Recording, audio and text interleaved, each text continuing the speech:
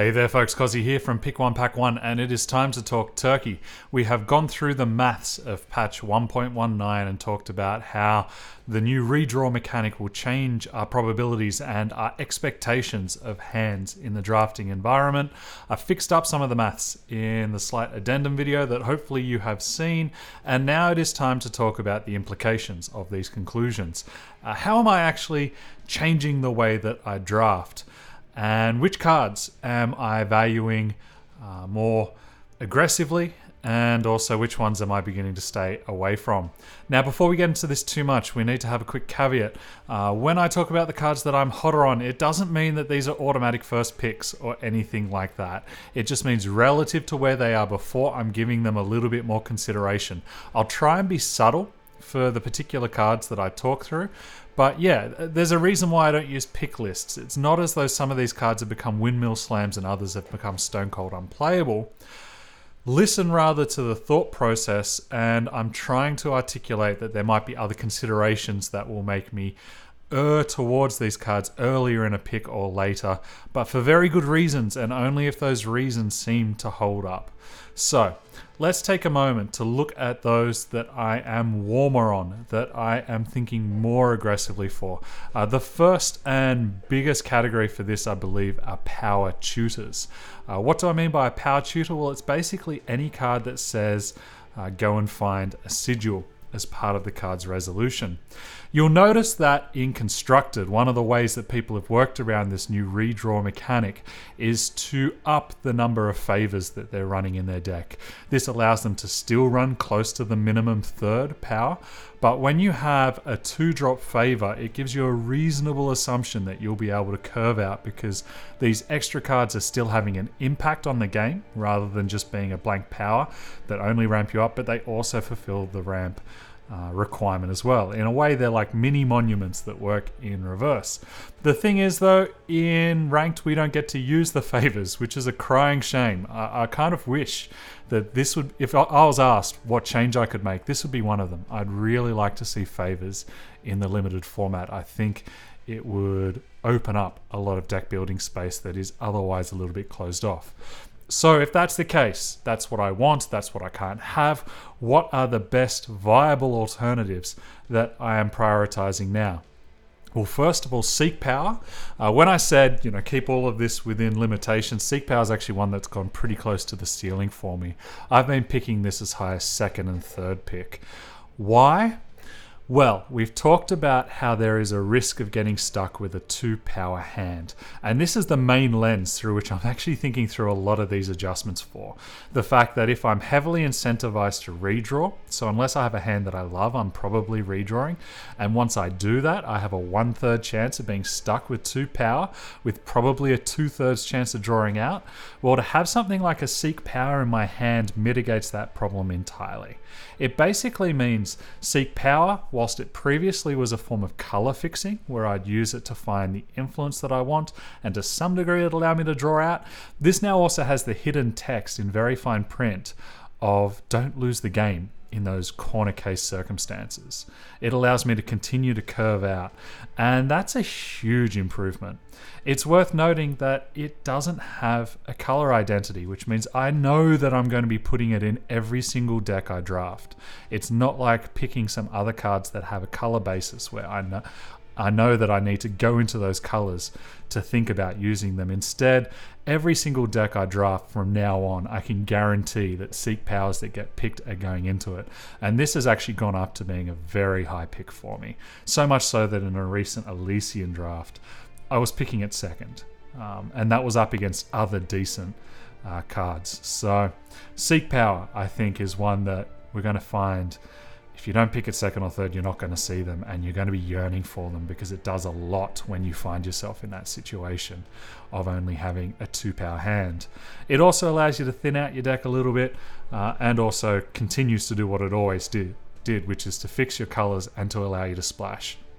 All of these are huge sentences in favor of the card. So I think this is the biggest winner for me to come out of the redraw mechanic changes. There are other cards that play a similar role, and the vast majority of them are found in time.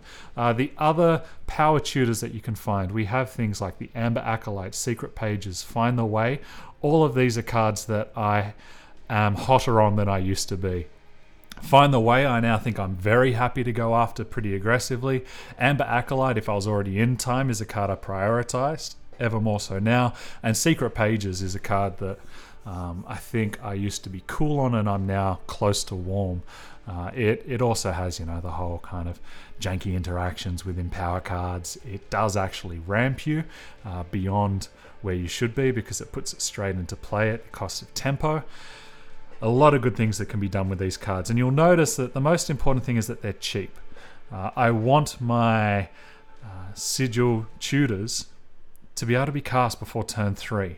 Now, it's worth noting there is a tempo cost for this, and so there's a bit of a weird catch-22. I'm talking about these scenarios where I get stuck on 2 power, I don't want to get run over by my opponent, I'm taking a turn off to do these things, and the answer is yeah, these guys aren't ideal, but they're what let me get back into the game and have a chance, rather than perhaps finding myself where I'm going to have to fight with both arms tied behind my back and see if I can gnaw away at Tyson in the ring.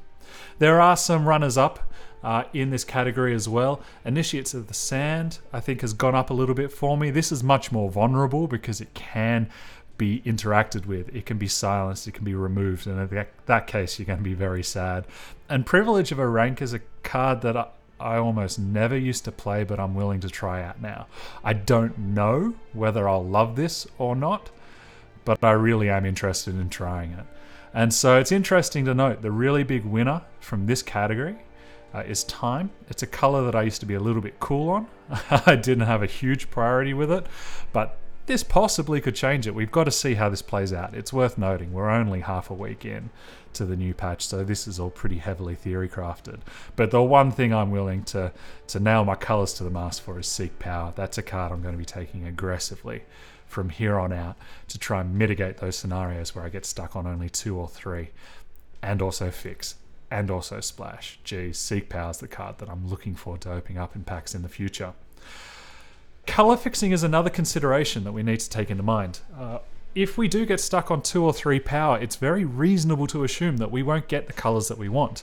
The reality is when we're looking at a 17 or 18 power-based deck, so we're looking at a 9-8 split or something like that, that's not great power for hitting your colors. It's not remotely as consistent as what you get in Constructed, but it's the best that we can do without over kind of flooding out our deck.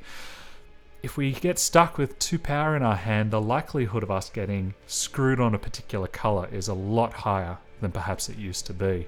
And so I'm much more interested in color fixing. And in that case, I'm going to be picking banners a little bit higher than normal. I've got to admit, I pick banners relatively high anyway.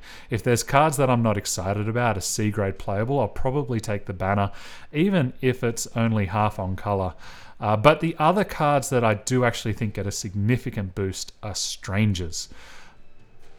First of all, they don't have a color requirement to cast. So they're the 2-drop that you can cast in every circumstance that you get stuck on 2 power no matter what.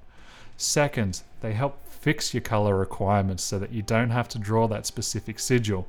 You're probably still hoping to draw the specific sigil to keep ramping out, but these are definitely an effective enough band-aid for it to give you colors. And third, they do what they always did, which is allow you to splash.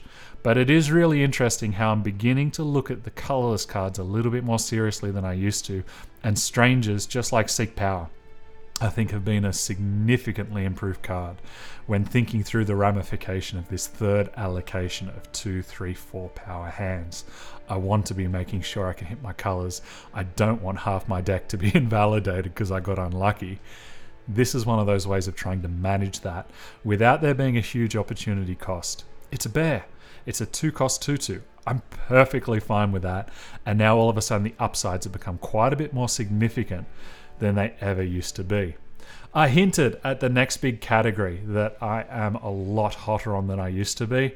I want to be making sure that I hit my 2-drops, and I want to have a critical mass of 2-drops in my deck to give myself the highest probability of having some way of interacting in those sliver of games where I get the power screw so that I'm struggling to find the rest of my cards. I want to make sure that at least I can play that guaranteed 2-drop and block up the board, still do something, develop my game. Now, it's worth noting, the great 2-drops are still great. So be it, you know. But I'm beginning to look at the reasonable to slightly bad 2-drops a bit more seriously, because I want to be hitting a critical mass. The reality is these new redraws make our curve a lot more important. We're going to be seeing a lot more games that are determined in the 3, 4, 5 drop than we used to. We're going to be seeing a few less screw and flood scenarios, but I still want to make sure I hedge my bets, because I'm not unhappy to get 2-drops when I'm drawing my 4th sigil. I can play 2 2-drops and be perfectly happy, and I'll be equally happy getting my 2-drops when I'm power screwed. So the reasonable ones I'm beginning to look at quite a bit warmer. Things like your Minotaur Grunt, your Scaly Gruen, they're great for holding up the ground, so I can get that extra 1 or 2 draw steps to start to continue to curve. But more importantly, I think Bold Adventurer is a card that I'm beginning to like, because it can trade off with most other 2s and still survive. Unlike the Minotaur Grunt and the Scaly Gruen, where bears will attack in quite happily, Bold Adventurer forces my opponent to think. And it is worth noting, if I'm trying to get up my critical mass of 2-drops, Strangers are 2-drops, and I think you can pick up on a bit of a theme there of some of the cards that I'm excited to draft in the future. A little bit of maths to back this up, just to show the way that I'm thinking. If I happen to have 4 cheap guys, a 1 or 2 drop, in my entire list, then the probability of me getting it in my opening hand is 50%.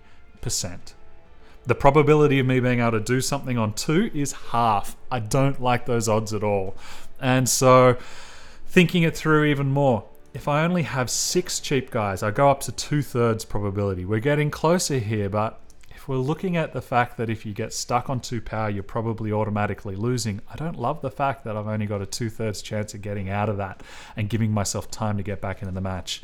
I'm beginning to think that, as a rule of thumb, at least for now, I'm probably wanting to look at 7 to 8 cheap guys regardless of the build, or at the very least, if they're not units, cheap forms of interaction or ramp or whatnot, to make sure that I can do things on those turns that will allow me to not stagnate with my plan. Up around 80%, 4/5, that's when I'm beginning to look at going, okay, that's reasonable enough. I'm happy enough with those odds. And so yeah, I think 2 is the new magic number. Like, of course, it's worth noting the sky isn't falling or anything like this. We're actually going to be having a lot more hands where we're going to be able to curve out nicely. We're going to be having more of an incentive to redraw, to try and find nice hands. If you're building good, solid curved decks, you're going to be rewarded more often than not. But I don't think there's too much of an opportunity cost to be making sure that I go aggressively to get 1 or 2 extra 2-drops. That when I see a pack that has a nice 5-drop rare or a 2-drop Rakana Outlaw, to realize that I'm probably going to be short on 2s and to prioritize the 2 in that scenario.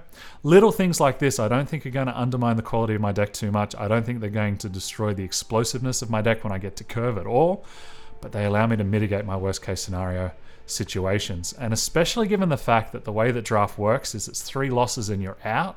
It's not like Magic where it's the best of 3, and if you lose a match, you've still got the chance to win the next 2 and still go 1-0 in the actual tournament. With this, if you drop out, you get screwed 3 times, that's it. It doesn't matter how great your deck is. I want to be mitigating against this, especially when there isn't a huge opportunity cost. And bring up my 2-drops. If I'm playing 2 2s on 4 rather than 1 4-drop, I don't see that as a cost, to be honest, guys. I still feel as though I can work with that very, very easily. The next main category that I'm thinking through is card draw. We noticed with the stats that I did in the previous video that if you're on the draw rather than on the play, your chances of drawing out are significantly higher by virtue of seeing the 1, 2 extra cards. So if I can have the cards that allow me to draw those 1, 2 extra cards and they're good anyway, then I want to be prioritizing them a little bit more. The good card draw cards are still great. Things like Wisdom of the Elders, you're always happy. It does cost 3, there is a little bit of a risk, but that's the kind of risk I'm willing to take. What I'm more talking about in this category is I'm beginning to recontemplate the mediocre card draw cards. There's a couple of cards here that I'd almost never play. Things like Second Sight, if I'm not in Elysian Echo fun deck like that, I probably wouldn't be putting in my list. Likewise, Scheme is something that I'm soft on. And then there are other cards that are mediocre. Inspired Devour Temple, I don't pick them too early, but I probably put at least one copy of most of these in any given list. All of these I'm beginning to reconsider a little bit more warmly because I want to know that I can hit my power. I'm not sure exactly where I'll sit on these, but I wanted to bring them up for the sake of theory crafting and discussion. Things like Temple Scribe has the ability to chump block and buy me extra time as well as a bit of extra life. I think it's quite an okay card for limited now. Devour has a risk because it requires you to have a unit for it to work. And Second Sight's interesting because it's not really card draw, it's card selection. But if I can dig 2 cards deeper for my sigil, then I think it's actually worth it, especially at 2 and especially being a fast spell. So yeah, some interesting cards to contemplate. The particularly interesting cards for me that I feel as though I'm now warm on, I'll be starting to take these proactively, are these 2. Levitate was already a very solid card for me. It was something I was never unhappy to pick, 3rd through to 5th in that kind of region of the pack, and I'd be pretty excited if I saw it from 8th pick onwards. And Blind Storyteller is a card that I think people have been undervaluing traditionally, and I think it's definitely going up now.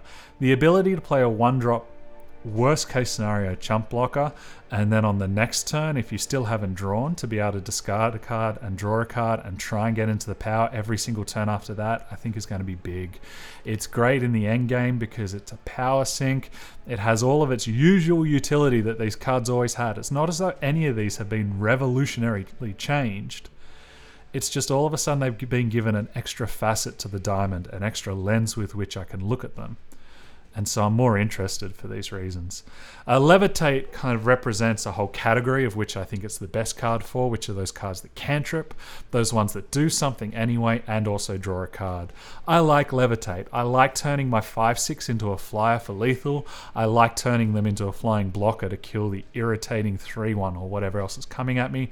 And I particularly like the fact that I can even give my opponent's units flying to pop their Aegis, to make a false prince look like a very big false promise, but also to draw a card cheaply to try and find this extra sigil. You'll notice the big theme here. I'm trying to mitigate that 1/3 of circumstances when I redraw, and so these I feel as though are doing a great job. It might seem weird when I'm talking about mitigating the 1/3 of chances where you only have 2 power when the next category is a bit of flood mitigation, but stay with me a moment. I think there's method to the madness. The idea is perhaps I'm going to be incentivized to be putting in more power than I usually do if I want to be moving up the curve a bit. And one of the things that will really incentivize me to do that is if I see monuments. And I think I'm even interested in getting the red monument now, which I never had a lot of love for. The idea being, if I'm able to get 1 or 2 of these monuments, and I know they're uncommon, so you're never going to see that many, but if I start to pick these a little bit more aggressively, then I can afford to go 1 or 2 extra power, reducing the need for me to have to redraw and also giving me power cards that are still going to be useful later. I realize it's a little bit convoluted, but that's where I'm sitting on it at the moment. The other cards that I'm thinking through in relation to this are those cards that have ultimates, where I can still make sure that if I do happen to get on the flooded end because I'm picking a couple more sigils than normal and trying this out, then I probably want those cards to help out. It's worth noting that this is a smaller category than the other 4. The number of the number of ultimate cards that aren't rare or mythic are exactly the number of ones you see on the page there. There's only 3, and the monuments are all uncommon as well. So these aren't the most common of cards, but it's an interesting thing to think through of whether I'm likely to want to actually up the curve. Direwolf Games did say that the reason why they're introducing this is because they believe that too many people are taking advantage of the 1/3 power rule and the opening hand rule and not putting in enough power. They actually believed that standard decks should have more power in them. I want to try it out. I want to see what happens. And if I am going to try it and see what happens, these are the kinds of cards that I think I'm going to need as my insurance policy. Finally, what are the cards that I'm cooler on? We've talked through all the ones that I feel as though I'm being a lot warmer on. The cards that I am a little bit cooler on are basically the slightly underwhelming fatties that sit at the top of the curve. Now, obviously, the great fatties, the Pillar of Mars, the things that give you a really great inevitability plan are still perfectly fine, and you still really want to build around them and make the most of their power. Dormant Sentinel is an okay card. I think this is going to be pushing me off a little bit more. Why? Because the likelihood of me drawing 5 power hands and drawing up to it, and also the likelihood of me having a lot of power in my deck, it's getting reduced. I think that this is probably going to be pushing me a little bit more towards the aggro end of the curve. I think that we're going to be getting some more reasonable mid-range curves. So when I say aggro, I mean actually having a little bit less power than what I anticipate for having the number of 3s and 4s in my list. And so getting up to these 7s, especially the weird ones that have in power where you're expecting to get to 8, 9, 10 power, I don't think I'm in love anymore. I don't think that I was really that hot to begin with. But yeah, I'm going to be really seriously reconsidering these guys. So there you have it, folks. They're all of my considerations. You'll notice that I didn't use a list. I don't really believe in them. I wanted more to talk through the thought process and show you my working out. I think the biggest change is going to be getting ready for that 1/3 of circumstances. When you redraw, which might only be 50% of the time that you redraw, so 1/6 of games, it's still enough for you to be seeing it once every time you go to a draft. And so I want to be able to be ready for it and plan around it. Let me know what you think, guys. I think this is a really interesting time, and I'm quite enjoying the theory crafting and reading what other people think.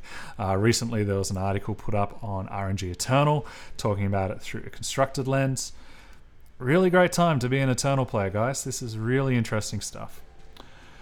Otherwise, feel free to like, subscribe, comment, share, what have you.